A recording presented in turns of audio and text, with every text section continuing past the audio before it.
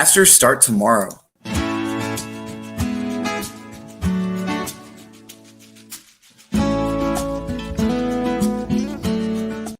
Welcome into another edition of the More Than Philly Sports Talk Show. It is great to be here with all of you. It is Wednesday, November 11th, 2020, 11:35 here on the East Coast. And as always, joined alongside my co-host, Gavin Tony. Not a lot going on right now in the sports world as far as some live action. Of course, tomorrow will be some Thursday night football. But right now, given that basketball and hockey usually are playing at this time, we would be discussing them. But because of the hiatus as well as the end of the season's ending in the fall, we are going to be waiting a little bit longer, but we are getting closer to that. Tomorrow is Thursday night football, so we have a lot of exciting things going on as we continue. It's going to be the Colts it's the Colts and the Titans, and so I think it's very important to get some other coverage first before we get to that game about the Masters. It's going to be a big story for the rest of the week. Again, it does not end until Sunday, and I think that 24 hours from now, by the time we have our next show, it will be underway. Tiger Woods has an early tee time tomorrow. Gavin, have you had a chance to watch any of the press conferences or any of the discussions that have went on so far? I have not watched any of the press conferences, Zach, but you know what I did see yesterday? An amazing practice hole-in-one across the water. Rode, I want to say, a good 20 feet. I actually sent this to you, Zach. It was John Rahm had a splash over the water onto the hole. Maybe he'll try that tomorrow. I mean, if he does, we'll have to get some highlights and pull it up on here. Apparently as well, Bryson DeChambeau absolutely killing the ball right now and never used anything longer than a 7-iron on his approach shot. And so for those who don't know, it means that every single one of his drives was within 160, 170 yards of the pin, including on par fives, which we're talking about 500-plus yards. So that's going to be an exciting one. But, Gavin, a lot's going on. Of course, Tiger Woods is the defending champion in this major. It is the first time probably ever that the Masters happen after the U.S. Open. But the defending champion, Bryson DeChambeau, at the U.S. Open is going to be one of the favorites going into it. Dustin Johnson still retains his number one in the world. Guys like Rory McIlroy are also in the conversation. Of course, the defending champion at Augusta is Tiger Woods. So, Gavin, I'll let you get started with it. What are you most looking forward to this week at Augusta? I'm looking forward to great golf action, obviously, Zach, but I'm really looking forward to Tiger Woods. He hasn't played golf in a long time, Zach. And Tiger Woods is hot and cold, but Augusta is his go-to course where he plays well. Zach, we saw last year how the fans motivated him, and he even said the fans motivated him to play better and ultimately to come back to win. Zach, remember, he didn't have a great start, but ended up finishing strong. I'm also looking forward for DeChambeau. Zach, we talk about right now as we speak, he was crushing the balls. That's crazy, Zach. DeChambeau's going to be well. For those who may not know, those are my two picks right there between Tiger Woods and DeChambeau. But I'm excited, Zach. I know the Masters in a different time of year, but regardless of the time of year, Augusta's, you can agree with me on that one. And it's just going to be a great day. Hopefully, it's nice weather out there. I heard it's supposed to be a little bit rainy in the forecast in Georgia, but all in all, it's going to be a good one.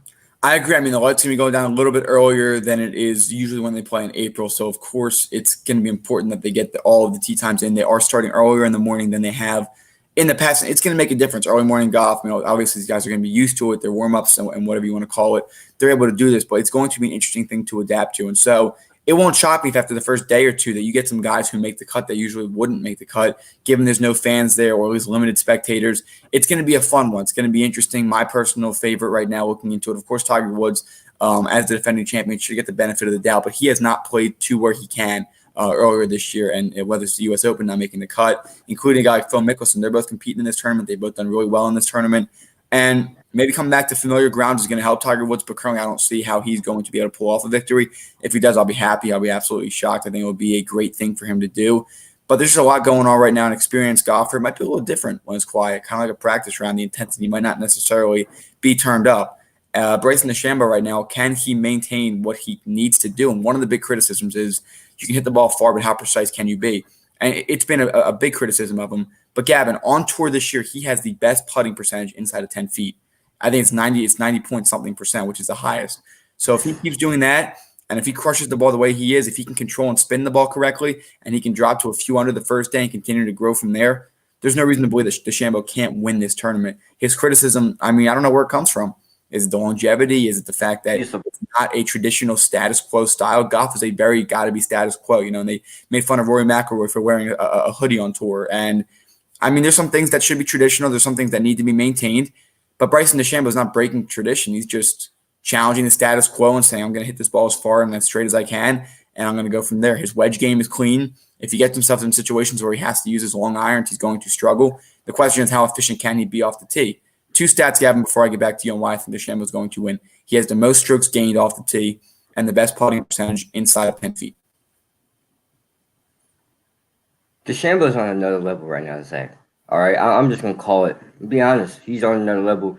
The putting percentage within 10 feet is crazy, Zach. And I'm gonna go on a limb. If he continues to crush the ball as he is and can be accurate and keep the spin as you can, and if he can also control his putt and also be efficient as he was, he can run away with this early. He can run away with it early, and it's gonna be hard for the field to catch up. DeChambeau has to be the clear-cut favorite, and then obviously Tiger Woods defending to be the favorite because he's defending champ. But outside Tiger Woods, I like DeChambeau's chances to win easily. No, I agree. And another guy, too, that I think really is going to turn some heads. Two guys, actually. Matthew Wolff, who has that funny swing where he starts really steep and then shallows it out. You'll recognize him on there. He's played really well in all of the tournaments he's done. The Shriners Hospital for Children Open that he participated in, he looked really good in that tournament. He looked really good in the U.S. Open up until the end. Unfortunately, just you can't compete with DeChambeau at certain points. Keep an eye out for Matthew Wolff. I think he's going to have he has really good control in his game, a really good tempo, and a really good drive, and I think that's going to help him. The other guy that I'm looking at as well, the guy who made the water splash hole-in-one, I guess we'll call it, a skip rock hole-in-one, is Jon Rahm. Jon Rahm won the PGA Championship earlier in the year, one of the first events from the return, and I think he's going to be competitive. I think my top five right now, in no particular order, you're looking at Bryson DeChambeau, Jon Rahm, Matt Wolff, and possibly again Tiger Woods can sneak up there. I can see Dustin Johnson up there. But don't have your expectations too high for guys like Phil Mickelson and Tiger Woods. I think that they deserve the benefit of the doubt with how talented they are, how great they are, especially with Phil around the greens. These are tricky greens, and they both prevailed before. Will experience outlast talent at this point because Tiger Woods, unfortunately, ever since his back injury, has never been the same. Now, yes, he came out and won the Masters, and it was a phenomenal story, and he continues his dominance today. But at the same time, you have guys like Bryson DeChambeau who are definitively, from a physical perspective, better. They're using more of the technology now. 48-inch driver might be getting taken out this week. For those who don't know, that's about 3 inches bigger than the average size on tour. That's absolutely insane. And I imagine quite a stiff shaft as well for DeChambeau to give him maximum control and distance. But then again, Gavin, it could be, again, the tournament doesn't start until the back nine on Sunday. When there's guys within 3 or 4 strokes of each other going into the back nine, it's anybody's game. And Tiger Woods proved that last year, getting to the top. I mean, guys like Sergio Garcia out there, a couple of these other guys who were close last year, have been close in the past, have done well on the tour. They have possibilities, but this is, in my opinion, it's a 4 or 5 guy race between DeChambeau, between Matthew Wolff, between Tiger Woods, and between Dustin Johnson, and then Jon Rahm as well as up there. So it's going to be a great tournament. I will look forward to watching as much of it as I can. I definitely could never compete on that level in any way whatsoever. That's a tough, challenging, very challenging course, Gavin. We're going to have to play Augusta at some point next time we go do a golf simulator. We played. We're going to be shooting 100 over. Time. We're going to be 100 over there. But for sure, it's a tough course, and if the experience prevails, Tiger Woods could be up there. Phil Mickelson could make a shocker. He's dominating on the PGA Champions right now. He's too young to be on that tour, but he dominates there. The question is, what's it going to look like in this kind of environment with no fans? But it's the same course that they've known forever, going over Hogan's Bridge, going on these par threes that are incredibly difficult. But I put it in the similarity of the U.S. Open this year. Winged Foot has some really challenging par threes. Those roughs are going to be a lot more clean cut, I'd say, for this. For those done in the PGA is a little bit less harsh with their conditions than with the USGA tournament for the U.S. Open. It's going to be a easier tournament for some of these guys. If you miss off the green if you miss on the fairway on the U.S. Open, you're looking at least 2 or 3 clubs up if you need to, possibly just 2. Here, I mean, you're at most 1 club up because these roughs are not going to be as challenging or as difficult. And these greens are pretty much as challenging as Winged Foot. So if DeChambeau could do well at Winged Foot, there's no reason to believe he can't do well or even better here at Augusta. Zach, I know damn well I don't deserve to be out there because here's why. You talked about talent and you talked about experience. Hard work beats talent, and experience is always, you can't be experienced. It's the championship DNA, as I like to call it. It's what they call it in basketball. Is that Kobe had championship DNA, LeBron, Jordan, and those guys. Steph Curry as well. You got a guy in DeChambeau. I view DeChambeau as the Joel Embiid, talented, right? But he doesn't have the championship DNA when it comes to the Masters. He doesn't have the experience here. And correct me if I'm wrong. Is this his first time here? This is his first time, yes or no? No, DeChambeau's been there a few times. He was one of the few U.S. amateurs that was there when he was younger, and so he competed then. 2016, I think it was. So I think it's his fifth time at Augusta, unless he missed any in between. Well, Zach, I mean, you can't. I mean, he has experience as well, but I feel like DeChambeau's talent and his experience now of the course, it could be a scary thought. I'm going to give you my top 5 picks. I'm going to go with DeChambeau at 1, Woods at 2. The guy that hit the little John Rahm, and I gotta go Justin Day as well. And then maybe I'll throw Phil Mickelson up in there because of due to experience. But Zach, I'm excited. I'm gonna be home tomorrow. I'm gonna be able to watch a lot of these. So I'm excited. Live sports is here. Not what everybody likes to watch, but Zach, if you like slow sports, slow live sports, this is your event tomorrow. and it's the Masters, and it's again the tournament. It goes all weekend. You got 4 days. You got the first 2. We'll get the cut line. We'll figure that out by Friday afternoon, and then going into the weekend, it's going to be tough. Again, Justin Thomas also up there, another guy that could potentially sneak into the top 10. He's been playing a really good year, but it's just tough when it gets cut up and you're not used to the environment. It's different, but anything can happen. You get so used to it for a long time. Maybe some guys who have less experience might do better because they don't feel as out of whack. Or Tiger was with the crowd, and when the sun sets and things like that. Those could be factors. I'm not saying they're going to be. These are PGA golfers, but anything can happen. And we're going to continue to cover that today and tomorrow. Check for our Twitter over the weekend, and of course, some reactions on Monday. Zach, it's like basketball and it's like baseball. Anybody could win. It takes one swing of the bat in baseball and some great pitching one day. Basketball, one person can go for 50 points whenever. And in golf, anyone can have a great day when they're shooting 500. Yeah, I mean, again, tournament does not start until Sunday on the back nine. We're looking forward to it. It's going to be an exciting tournament. The live sports that we all could use and need as we continue moving forward with some more live sports. And coming up after this, we're going to be breaking down. ESPN posted an interesting article this morning talking about mid-season, what teams need, what they have improved on, where they're lacking, and some final records. We'll get some first reactions as I read through that coming up after this. We are now offering a new product on our Teespring. Wear a mask in public. We are now supporting a custom-designed mask with our logo on it. Purchase it today, and 10% goes to a foundation of our viewers' choice. It offers a full nose and mouth coverage, single-sided print, includes 2 2-inch elastic ear loops, non-medical grade product, and finally, $1 from every mask sale is donated to a nonprofit to feed children in need. Enjoy today's episode. To keep it interesting, we'll probably stick to the division. I'm just finding the list here. See if anything does stick out. Miami Dolphins currently in the playoffs. That is a pretty easy one. But New York Jets, first half in 2 words. An absolute embarrassment. That's pretty accurate. They're projected. Their final record is 1-15 according to ESPN's projections. 2 words. They suck. All right, you want me to do it? Fire Adam Gase. Fire Gase. Fire Gase. That was 3 words. But ladies and gentlemen, listen, I'm going to be honest with you. When it comes to the New York Jets, this team is worse than the Cleveland Browns. And Zach, I go back to the 0-6. Cleveland Browns have talent. The Jets don't have anything. There's nothing to look at the Jets and say. Here's the thing.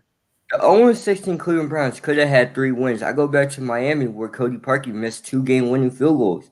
I go back to another game where they fumble on their final drive and they were inside the red zone. The 0-16 Cleveland Browns should have had 2 to 3 wins that year. Should have. But they didn't. This Jets team is nowhere near winning games, regardless of what we saw Monday night, regardless of what we saw against the Denver Broncos. They have no chance. They don't.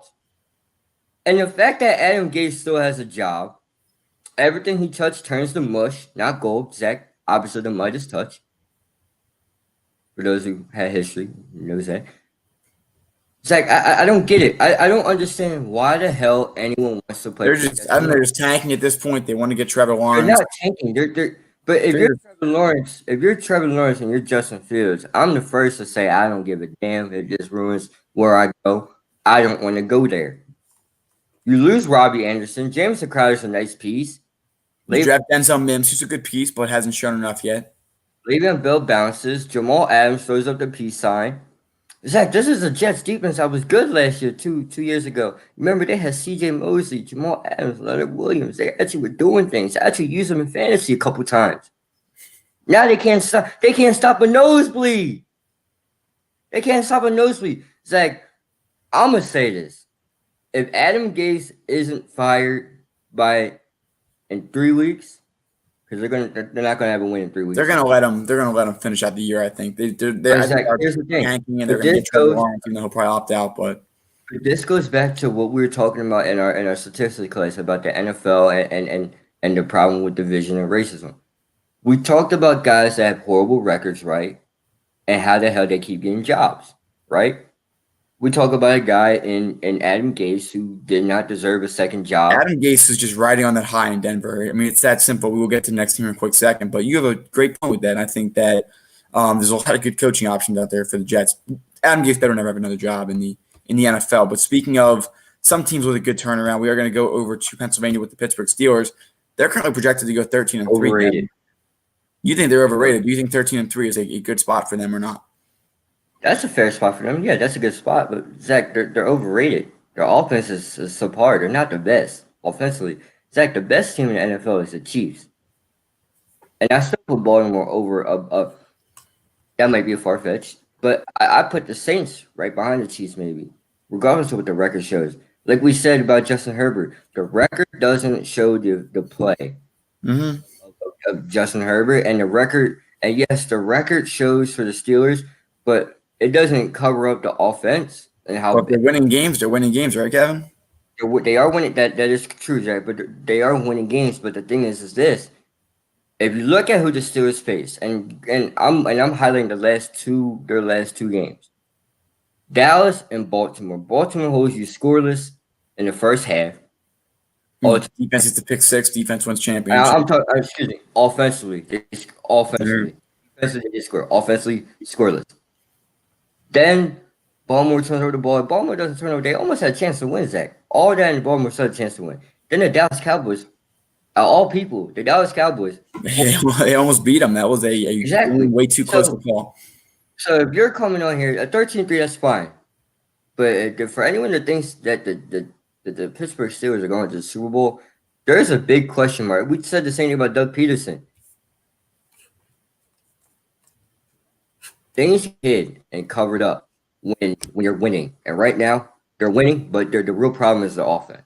All right, we'll have to see. We'll keep going down the list here. Dallas Cowboys, 4-12 is their projected end of the season record. Seems about right.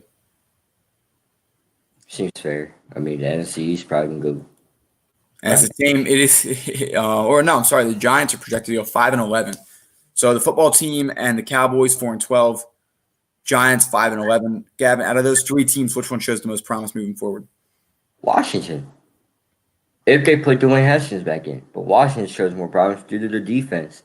I don't know where the hell the Giants are getting 5 wins from. Zach, do you know? They just got their second win, but they three more in the back end of the season. They do play Dallas again. That could happen. They played Washington twice. They're about to play us again pretty soon.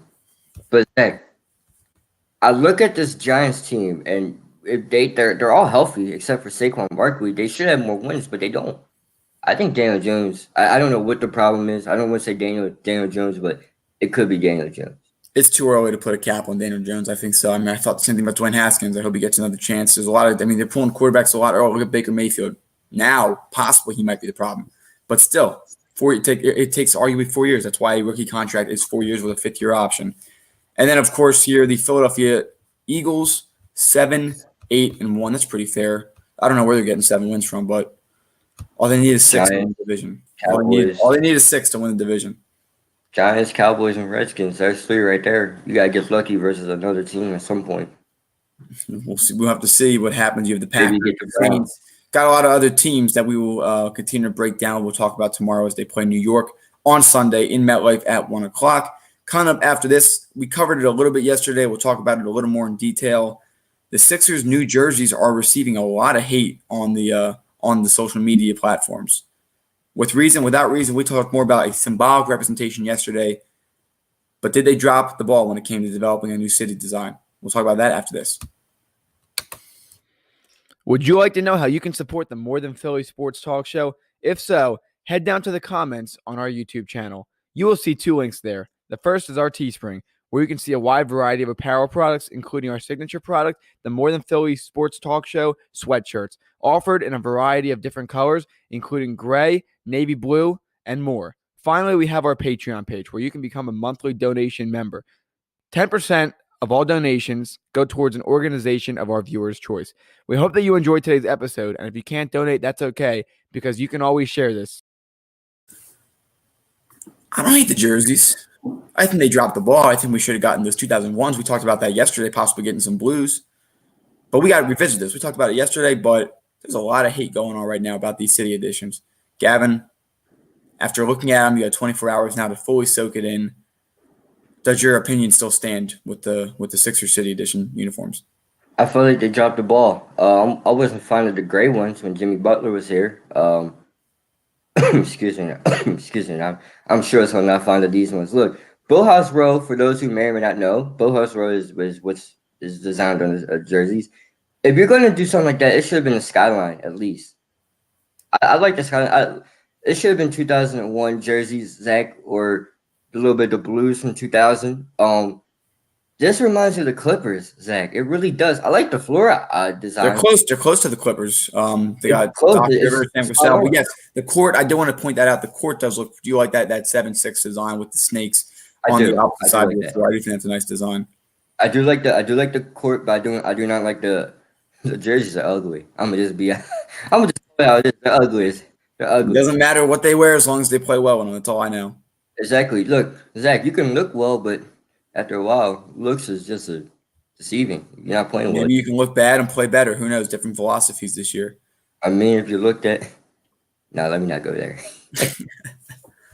But yes, Sixers continuing to make some moves. There is some relatively breaking news this morning. The Houston Rockets are kind of debating right now what direction that they as a team are going in, whether or not they're looking to make a run with one more run with James Harden and Russell Westbrook, or preparing for a tank and rebuild. And if that's true, it looks like the New York Knicks, as well as a few other teams, have voiced some interest, including the Lakers, that is, or Clippers, for Russell Westbrook. That also could include James Harden requesting a trade out of there, and that could possibly start to fall in the direction that we spoke about before. And I've warned against this because I don't want to destroy our future pretty much. But Gavin, if James Harden is on the table, what are you looking at as far as possibly making an offer for him? Well, I think the Rockets should give one more run, Zach. You got a new coach. You got to give the new coach a new chance with the stars. That's the reason why you brought him in. It's a little unfair for the coach that just signed that loses assets. The reason why he came there. To go back to your original question, I'm trying everything in my power, and I know it's going to be difficult to not give up Ben Simmons and Joel Embiid. James Harden's in his 30s. All right, he doesn't have that much time left. Is he going to be like a Steph Curry? Is he going to be like a Kevin Durant? Is he going to be like LeBron James, the aging dinosaur? Nobody knows. All right? But, Zach, I don't want to ruin what we have here. And if you could keep Ben Simmons and Joel Embiid and ship off Tobias Harris and Al Horford and whatever else, so may be it. But if the asking price is too much or you have to lose a key piece, I'm out. Ben Simmons and Joel Embiid are untouchable, in my opinion.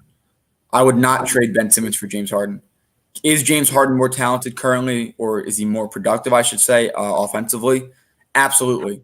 But what's 5 years down the road? We're looking at 6, 7 years down the road. At the end of their contracts, they're both on Supermax deals. What does it look like? Is one of them an all-pro, arguably the all-NBA defender, first team, which he is, Ben Simmons? He's limited offensively, of course, but he brings a lot to the table with the passing and everything like that. If you can find a way to bring James Harden in here without touching those two guys, I'm in for it as long as you don't get rid of the next 4 or 5 years of first-round picks the same way that Oklahoma City has received from the Clippers and from the Rockets as well. The Rockets did this themselves, bringing in Russell Westbrook. They owe it to themselves to give those two another chance to be able to go far together. One more. Every year the Rockets get knocked out of the playoffs, they lose to the team that ends up winning the NBA Finals or at least the Western Conference. Now, I don't know if you call that luck or what. I mean, maybe you're just not a better team, and at one point you got to knock it all down. but you've played one of the greatest dynasties in all time, the Golden State Warriors. This 5-year stretch Take for them Golden in 30 State games. possibly will continue this year.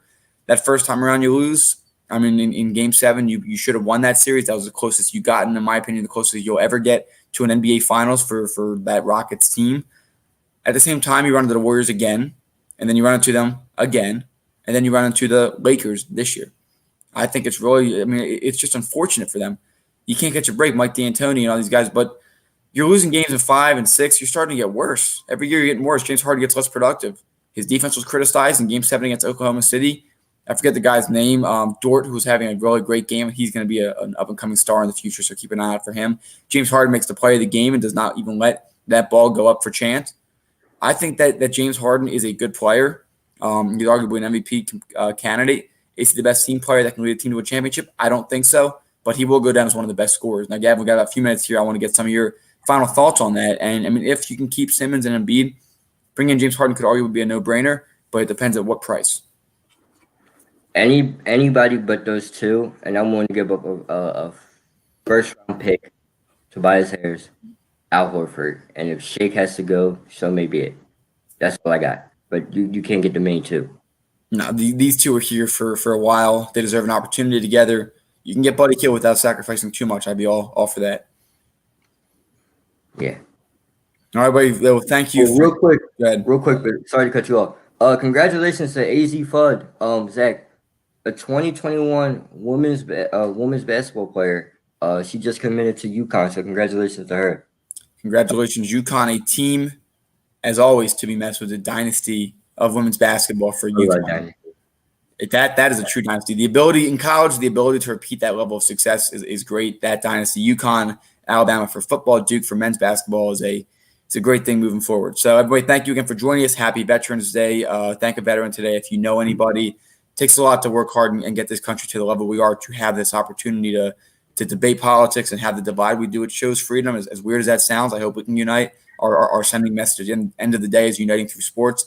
If there's one other thing we can unite through, thank a veteran, thank them for their service. Because other than that, we wouldn't have this opportunity to sit here today and have our freedoms, as much up to debate as what's going on right now. The fight's not over, but we've come a long way, and thanks to that for our veterans in any of the 5 branches of the military that you've served in. Thank you for your service, and we appreciate all that you've done for this country and for the world in its entirety. We love y'all, veterans. Y'all the real heroes out here, and we'll talk to y'all tomorrow.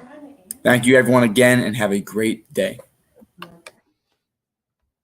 If you enjoyed today's video, make sure to like, comment, and subscribe if you haven't. In addition, hit that bell icon and set it to all to get reminded of when we go live and when we post excerpts of our videos.